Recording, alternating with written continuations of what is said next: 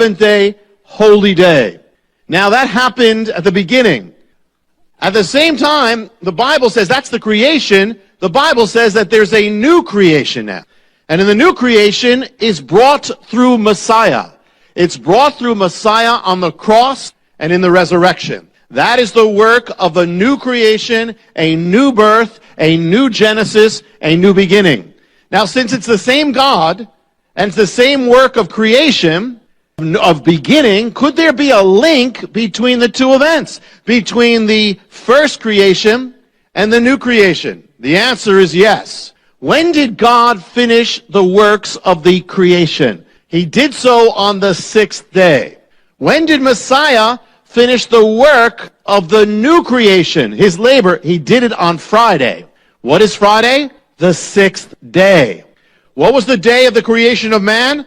The sixth day. What about the new creation of man? The sixth day. And what is the day of the redemption of man? The sixth day. Same day that God created man. When does the crucifixion take place? Sixth day. And you look at the timing and look at the way the first day began. When did the first day begin? In a sense, it was Sunday, though it wasn't called Sunday. Yom Rishon in Hebrew, that first day at the beginning of Genesis. When did it begin? It began at night. The Bible says always that it was first night and then it was day, the opposite of the way we think in the West.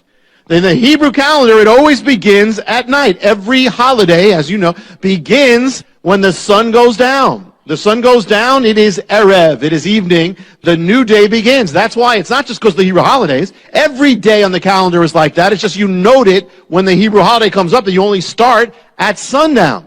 So the first day, the reason why that is because it's in Genesis that way. That first there was evening, and then there was morning. So every Hebrew day begins at sunset of the day before, and ends at sunset of the day after. So therefore, the sixth day is Friday, but when on the biblical calendar would the sixth day begin? Not Friday, but Thursday. It begins Thursday night. The sixth day begins at sundown on Thursday. Is that significant? Very. Because that's the exact time when, in a sense, the passion of Messiah begins. That sixth day begins Thursday night at sundown with what? With the beginning of the Passover Seder. It starts at sundown. It's the Last Supper. He's talking about his death. He is overseeing that meal that's all about his death. It's beginning on the day of man, because he's going to die for the sins of man. And he's going to redeem man from the curse. So it all begins that way. You know, in the beginning, man, when he was created, was brought into a garden on the sixth day. On the sixth day of this new creation, Messiah is brought into the Garden of Gethsemane. And there, his death is prepared for. On the sixth day, he is crucified. The sixth day. And in Hebrew, you know, again, night and then day. It has to go from sunset Thursday to sunset Friday. So the work of the redemption has to end before the sun goes down on the sixth day. That's why it ended when it did. He's on the cross for how many hours? 6 hours. The number of man for the sins of man, for the redemption of man. And then at the sixth hour, he cries out, "It is finished," which is Friday afternoon. The sun is going down. And then it goes down, and he is brought into the tomb and laid down. It's over. His works are over. And then comes what? Then comes the Shabbat, the Sabbath. What does he do on that seventh day? He rests. He rests in the tomb, just like God did at the beginning. God ceased from his works. He finished his works on the sixth day, rested on the seventh day. Messiah does the exact same thing. I mean, even in his death, he observes it all. You know, we look at the Sabbath in the Orthodox and how they do it, and we see it only often as a burden, legalism, and that's often what it can become. But we tend to see it not really what it is. You know, the Sabbath is in its nature something beautiful. The Sabbath was made for man. You know, Sabbath is about shalom. It's about peace. It's about a peace that often many believers don't have. And I want you to open up to Hebrews 4 to put this together, Genesis and Hebrews 4. And Hebrews 4 speaks also about the Shabbat, the Sabbath. And here's what it says. Verse 4. Hebrews 4, verse 4. And I love Hebrews. I love the way this talks. For he has said somewhere, doesn't tell you where, somewhere concerning the seventh day. God rested on the seventh day from all his works. And again, in this passage, they shall never enter into my rest.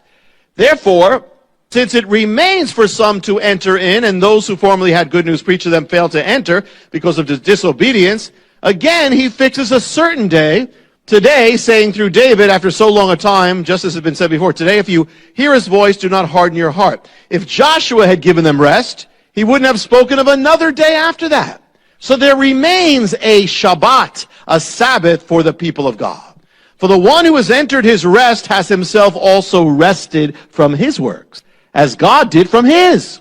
Therefore, let us be diligent to enter that rest, so that no one will fall through following the same example of disobedience.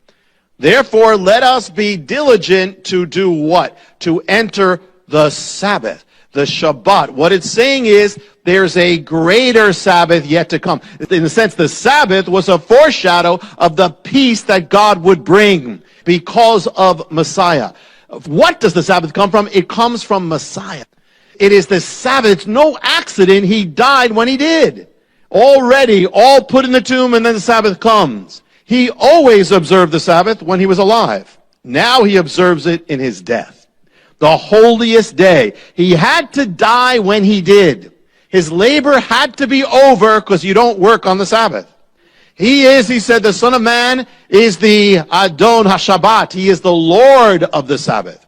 The Sabbath is the day, the state of being that represents the peace of God, the shalom of God, the state of completion and rest and blessing. That's what it's about. And Messiah is Lord over that. He is the Lord of Shalom. He's the Prince. It says he's the Prince of Peace. Sar Shalom in Hebrew. He's the Master of Shalom. Peace comes from him or it doesn't come. He is the Lord of completion, what it means. He's the Lord of being full, fulfilled, and right, and blessed, the Lord of rest. In Messiah, you are to enter that place, this divine Shabbat, Sabbath of God. But how? In the book of Hebrews, it's written, let us enter, let us labor to enter. It may take some work to get in. We're going to see that. So many believers live their lives in a state of restlessness, just like most of the world, and are not living in the Sabbath of God.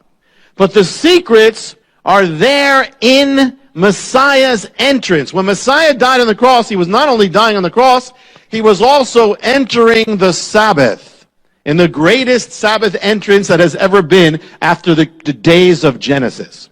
What was the cross? It was the way he entered into the Shabbat. He labored to enter in. And so the amazing cool thing is, when you look at Messiah on the cross, you actually find keys of entering the peace of God for your life. And keys of entering the place in God where you can have completion and healing and fullness. Messiah, Lord of the Sabbath, teaches us how to enter the Sabbath on the cross, because that's what he's doing. Aside from everything else, he's also entering the Sabbath. And we're going to look at a few of those keys tonight. It's really cool because you wouldn't think so. That's exactly what's happening. On the cross, John 19:28, he says, I am thirsty. I am thirsty, quoting from the Psalms. Is there any key there about peace with God with that? Yes, there is. One of the keys of having peace with God and peace in your life is you have to bring your needs to God. Whatever that is, as much as you don't, you're in trouble. And you'll never be at peace. As much as you pretend you don't have a need, you will never have peace with God. You know, as much as you try to fulfill your own need, you will never have peace with God. As much as you keep two worlds apart, hey, you know, at home I'm one way, I'm here and I'm pretending everything's fine in my life, and yet I have a real need. If you don't bring that to God, you're not going to have peace. You have a need for people to accept you. Listen, we know that's not the end. We shouldn't be there at the end. But if you have the need, don't pretend you don't have it. Bring it to God. You know, whatever the need is, you're lonely, bring it to God.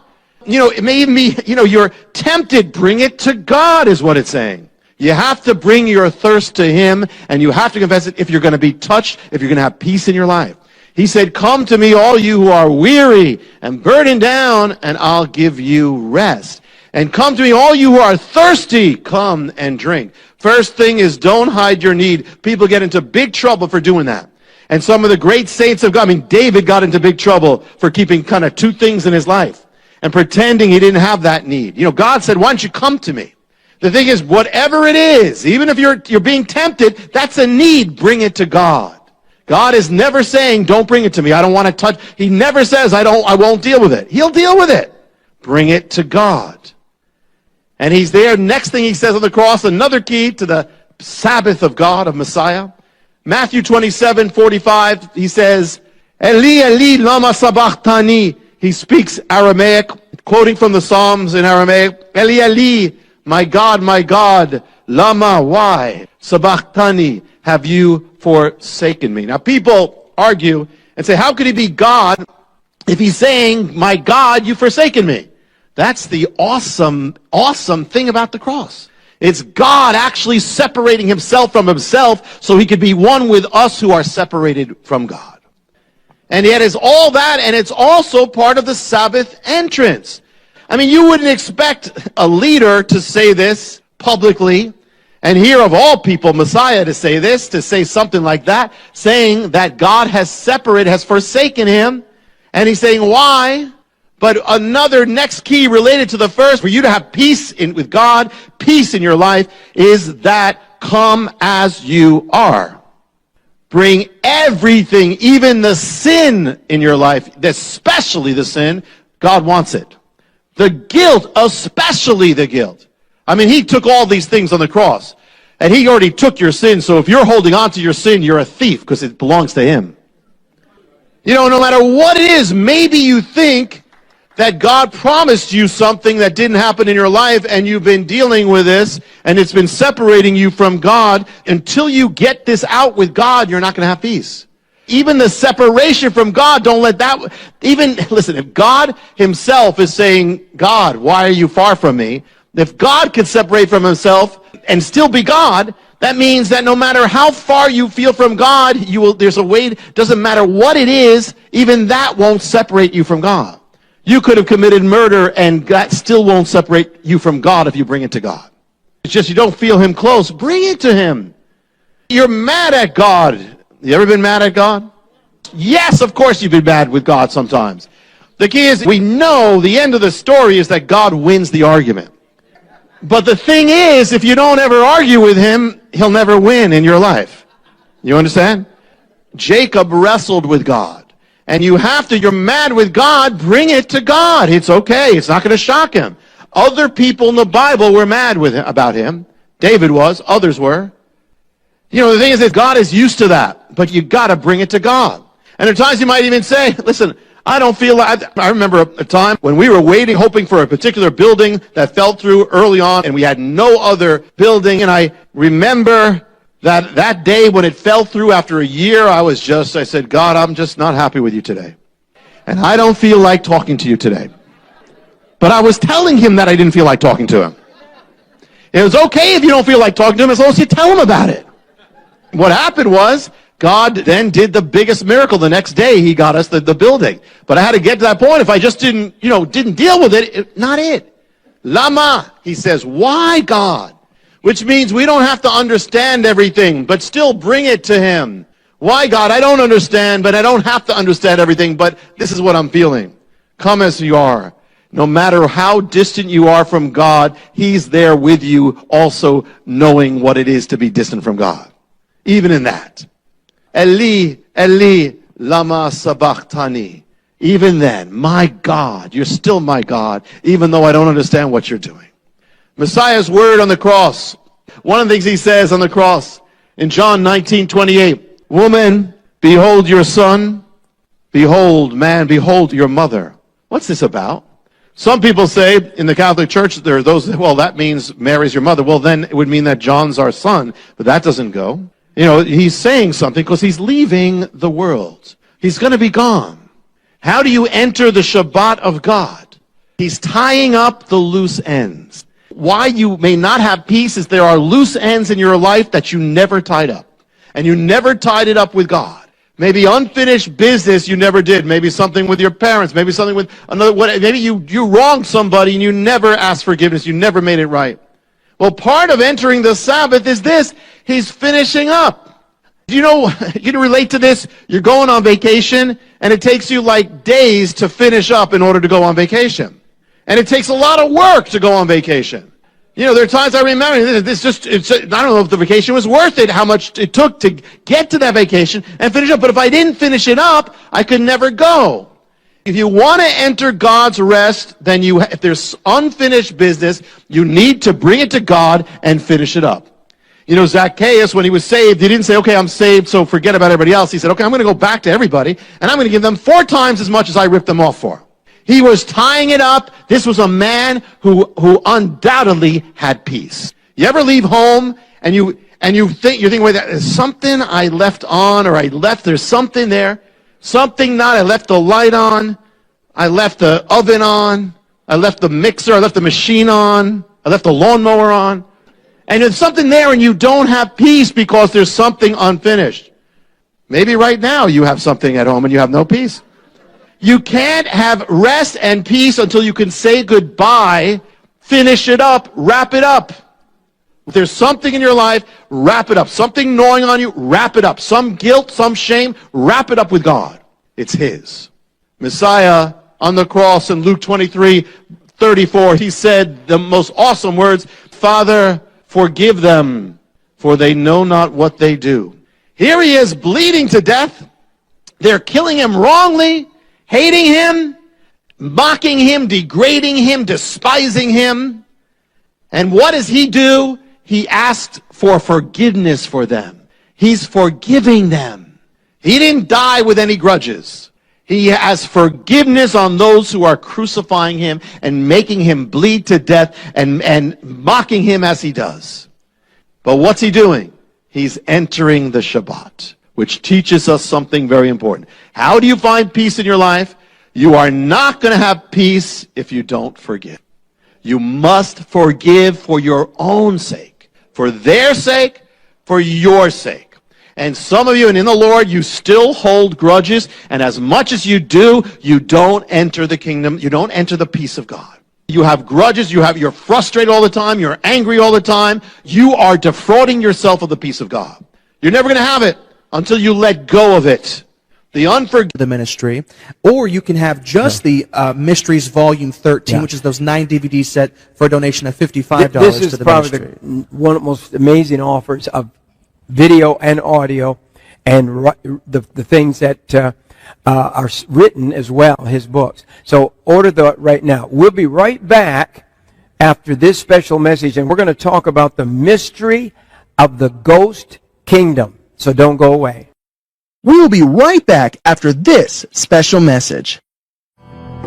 When you need a portable emergency power system that is ready at a moment's notice, the fuelless generator is exactly what you're looking for.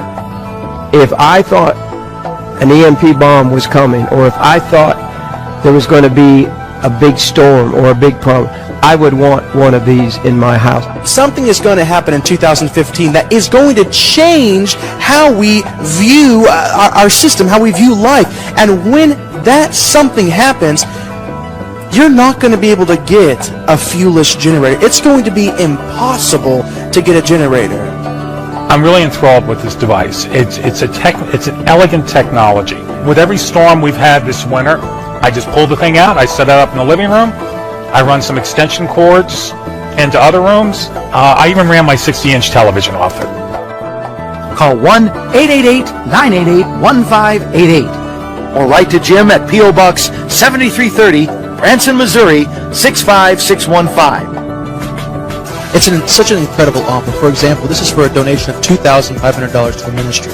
And the unit just by itself is a retail value of $2,500, but you're also going to get a solar panel, which is a retail of $500, then the 20-foot extension cord, and that retails for over $50, and then the crane, which is a retail of over $200. So it's an absolutely incredible savings. A lot of people ask me to endorse stuff and all that. This is the only thing I have been endorsing like this. I fully believe in this product. Wow. But can you imagine in the pitch darkness that you have light? You can also go to the website JimBakkerShow.com. Thank you for your continued support that helps keep us broadcasting around the world.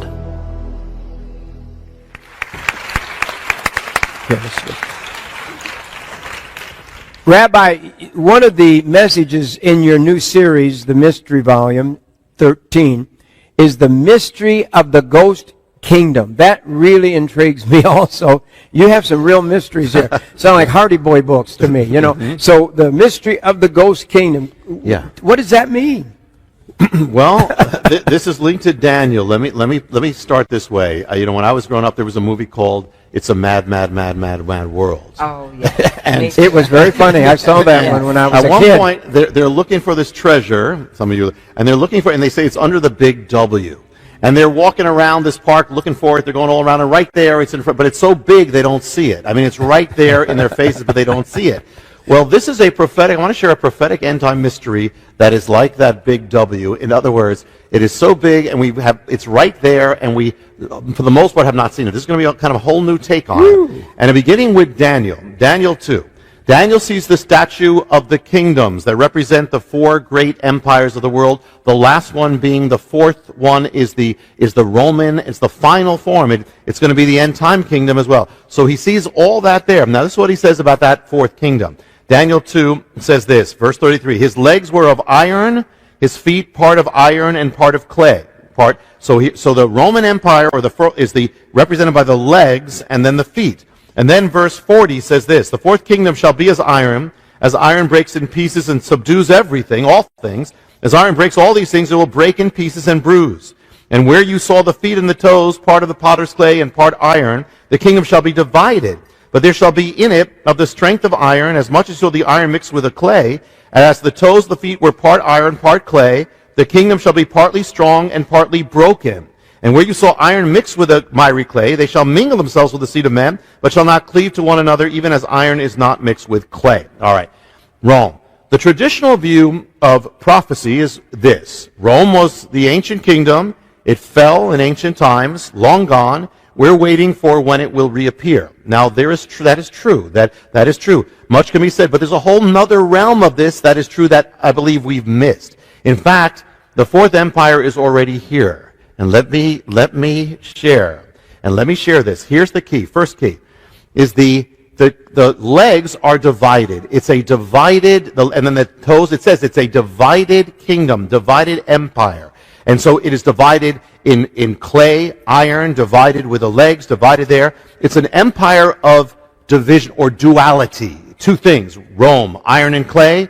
Rome was made up of the Romans, was also made up of peoples from all nations. Rome was divided literally into east and west. It became the Eastern Empire and the Western Empire. Rome is also divided in time. It stood then in ancient times. It will stand again in the end times, solidified. So it's a divided essence is what we see here. What if the fourth empire, Rome, didn't end, still exists in a different form? It will exist in a solid form at the end, but what if iron breaks into pieces, but clay, it says, is broken? So it breaks, but it breaks other things, but it also gets broken, and by doing that, it subdues the world. What is that? There are different ways of subduing the world. What if the Roman Empire, by actually breaking, has been part of subduing the world? Rome is gone, or is it? The picture we have is Rome falling in 476 AD. The Germanic tribes come in, wipe it out.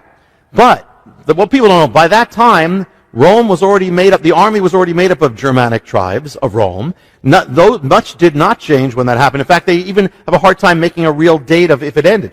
It actually, the barbarians, who we say took over, continue to recognize the Roman Empire and said they are under the Roman Empire. Medieval civilization, Middle Ages, feudalism, was actually a carryover of Rome. It was just Rome breaking apart. It was the same thing. The language of Europe then was Latin, which is the language of the Roman Empire. It did not stop. 800 AD, Charlemagne is crowned emperor of the Romans. This is long after Rome was supposed to be gone. is crowned the Holy Roman Emperor. Rome will remain the center of civilization for over 1,000 years. Most of us learned in school about what we call the Renaissance. What's the Renaissance? The Renaissance is the rebirth of what? It's the rebirth of Roman culture. It was all about Rome culture infusing everything. The year 951 AD, the Pope crowns the German emperor or conqueror Otto as king of what? The Germany? No, of the Romans. He's one of those. It starts the Holy Roman Empire. We've heard about the Holy Roman Empire. This is a continuation of Rome is happening, and one of those Holy Roman empires is called Charles V. One of his little piece of land was part of America. Now, America under this emperor of Rome. Now, this is the fourth beast, but it goes much farther. What's happening is that Rome actually did not end. I mean, in one sense, it spread through the world. It's been spreading through the world. Wow. It's been leavening the world.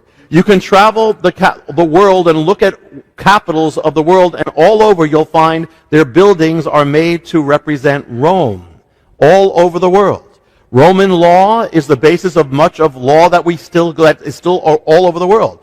When the Holy Roman Emperor fell, or the empire fell, out of it was born Germany.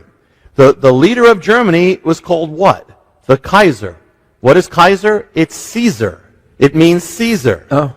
Kaiser is simply the German way of saying Caesar. So here you have the Holy Roman, then you have that. 20th century.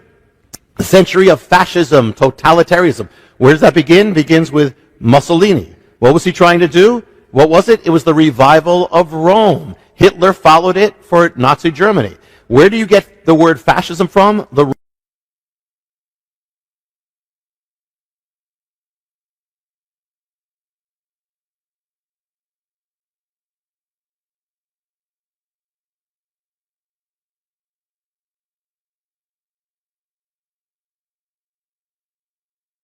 reign, they ruled as what? What's their title?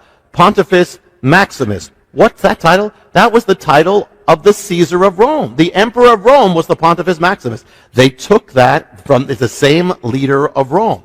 The diocese, that's how Rome divided up Rome into dioceses. Well, through the Catholic Church, it divided up, the world has been divided up as the Roman Empire. I'm not saying people in the Catholic Church know this or that's the point, but this is all the same, the continuation of the same thing. What language? Latin.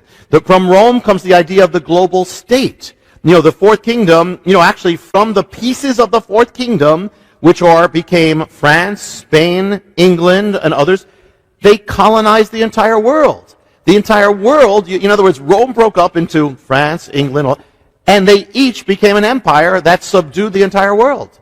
I mean, you have the Spanish Empire, the French Empire, the British Empire. The British Empire, just one little piece of Rome, subdued 1/4 of the entire world. Some say 1/3 of the world. In other words, Rome has already been spreading and has been subduing culture, has been changing culture. One of the colonies from that little fragment of Rome is America. Colony, with that word, even the word comes from Rome.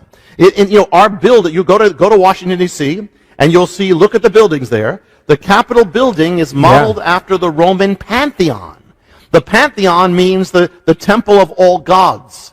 That is our Capitol building. What does it rest on? Rests on Capitol Hill. What's that from? That's from Capitoline Hill, named after the Roman hill. You can look at the Supreme Court building, same thing. It is the Roman thing. Even the word, what's our highest body of ruling? The Senate. Where's that from? Rome. The president, the word president comes from Rome. The language of Rome, Latin, in one form or another, has covered the world. If you speak Spanish, that's basically Latin just morphed. It morphed into Spanish. You speak French, it's Latin, morphed into French. You speak Portuguese, it's Latin. It's the Roman language, morphed into that. Romanian, same thing, all that. English, we say English. English, what is English? English is Latin mixed in with German. In other words, it's Rome and the barbarians come together. It's the iron and the clay. Mixed together. Mixed together, iron and the clay, and it's covered the world. The language of Rome. When did Rome fall? We said 476 AD. Not exactly. Rome split into two, just like the legs of the statue of Daniel. And the East and West. Well, the Western Empire, we said,